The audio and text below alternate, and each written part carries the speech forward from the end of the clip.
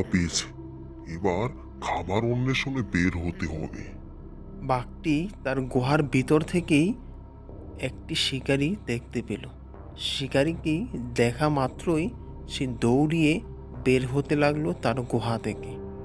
যখনই সে তার গুহা থেকে বের হতে লাগলো, এরই মধ্যে একটি পাখি তার বের হওয়ার অবস্থা টের পেল।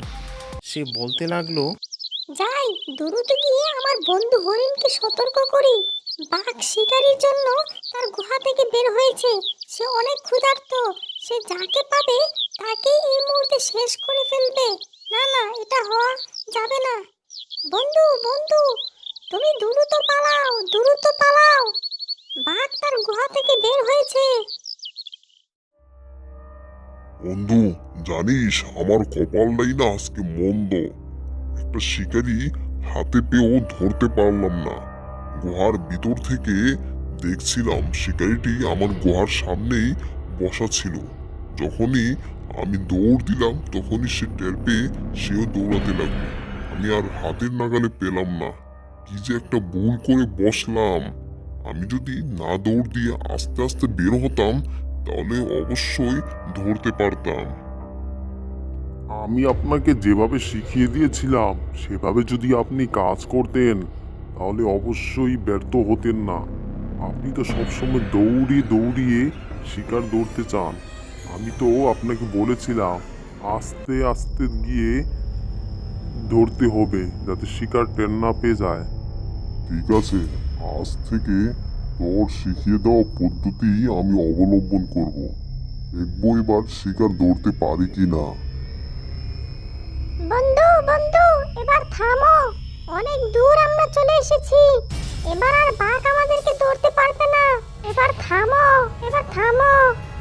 শোনো বন্ধু, তোমাকে আরো চালাক হতে হবে।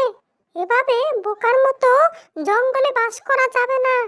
বাঘ কিন্তু সবসময় তোমাকে ধরার জন্য কৌশল করে থাকে। সে অপেক্ষায় থাকে কখন হরিণ দেখবে আর অমনিতেই তোমাকে ধরে ফেলবে। হ্যাঁ বন্ধু, তুমি ঠিকই বলেছ। বাঘ সব সময় আমাকে ধরার জন্য অপেক্ষায় থাকে। এজন্যই তো তোমার মতো একটা বন্ধু পেয়ে আমার ভাগ্য পরিবর্তন হয়েছে।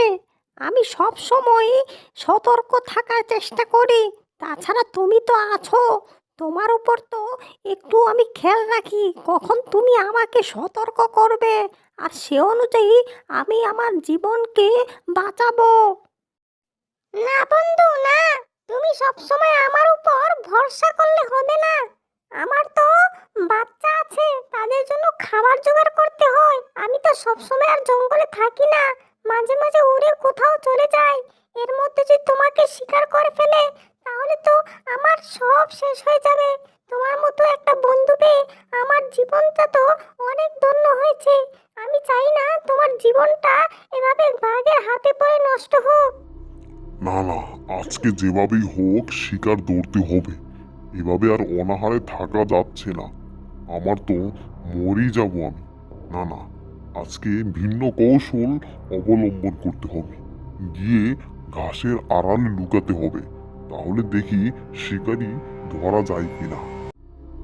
বাঘ আজকে শিকার ধরার জন্য ভিন্ন কৌশল অবলম্বন করলো। সে ওই দিনের ন্যায় না দৌড়িয়ে আজকে গাছের আড়ালে লুকিয়ে আছে আর লক্ষ্য করছে কোনো শিকার দেখে কিনা। এদিকে হরিণ বাঘের লুকিয়ে থাকার অবস্থান টের পেয়ে গেল। সে দেখতে পেল ঘাসের আড়ালে হরিণ বাঘটি লুকিয়ে আছে। ওই তো, ওই তো একটি হরিণ। সে কি আমাকে দেখে ফেললো কিনা? সে এভাবে আমার দিকে তাকিয়ে আছে কেন? আরে, গাছের আড়ালে পাহাড়ের নিচে এটা তো দেখছি বাঘ বসে আছে।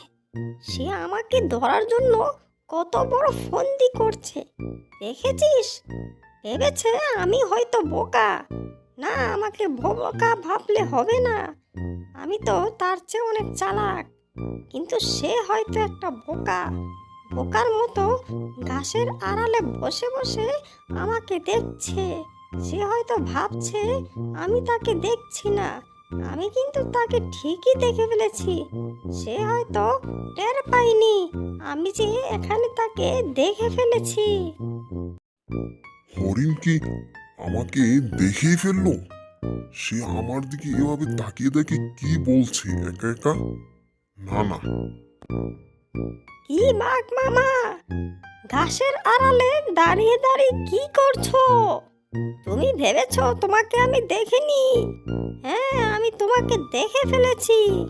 তুমি যতই লুকানোর চেষ্টা করো না কেন, আমি কিন্তু ঠিকই তোমাকে দেখতে পাচ্ছি। না না, এমন কিছু না। গাছের আড়ালে আমি লুকাইনি। আমি এখানে বসে বসে হাগু করছি। তুমি ভাবছো হয়তো আমি লুকিয়ে আছি। না, এখানে আমি লুকিয়ে নেই। আমি এখানে বসে আমার প্রয়োজন পুরো করছি। তুমি যতই চালাকি করো, আমি কিন্তু তোমার চালাকি ঠিকই বুঝি। ওই দিনও তুমি আমাকে ধরার জন্য অনেক চেষ্টা করেছিলে, কিন্তু তুমি আমাকে ধরতে পারোনি। আজকেও তুমি আমাকে ধরতে পারবে না, কারণ তোমার থেকে অনেক দূরে আমি।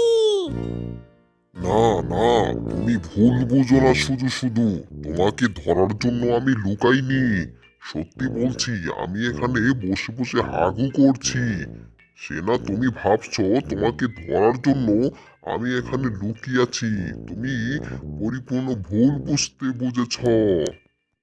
ঠিক আছে, তোমার কথা আমি বিশ্বাস করলাম।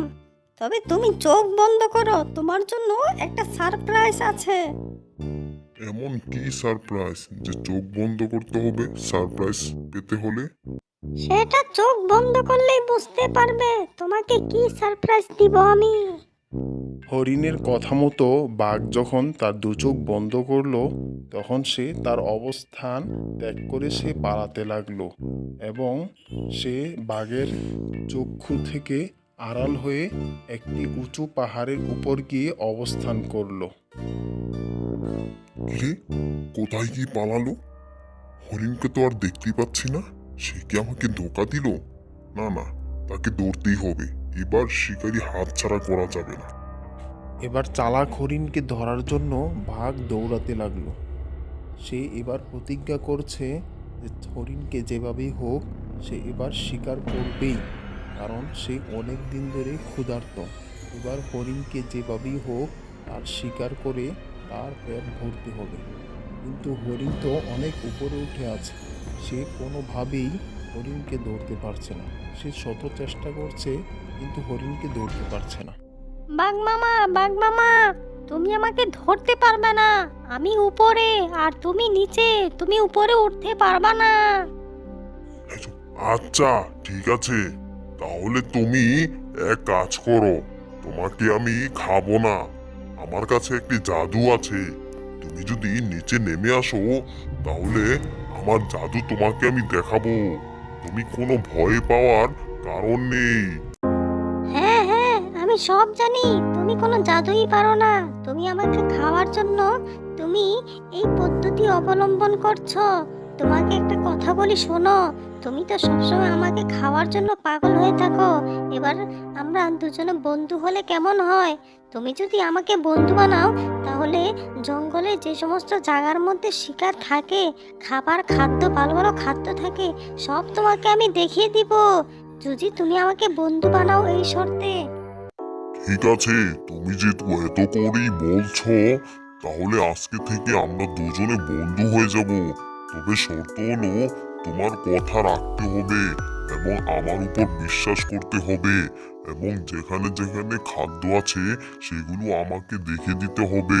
তুমি তো জানোই আমার কত ক্ষুধা লাগে, আর অল্প খাবারে আমার হয় না। আমার খাবার একটু বেশি প্রয়োজন হয়। ঠিক আছে, আজকে থেকে যেহেতু তোমার বন্ধু হয়েছি, সেহেতু তোমাকে সব খাবারের দায়িত্ব জোগাড় করা আমারই উপর। তুমি আমার উপর আস্থা রাখো, সব খাবার ব্যবস্থা আমি তোমাকে করে দিব। সে নিয়ে তোমার কোনো টেনশন করতে হবে না। তাহলে এবার তুমি উপর থেকে নেমে আসো। দুই বন্ধু একসাথে আজকে থেকে ঘোরাফেরা করব। এভাবেই তারা তিনজনে বন্ধুতে পরিণত হলো এবং বাঘও হরিণের উপর বিশ্বাস রাখলো, হরিণও বাঘের উপর বিশ্বাস রাখলো।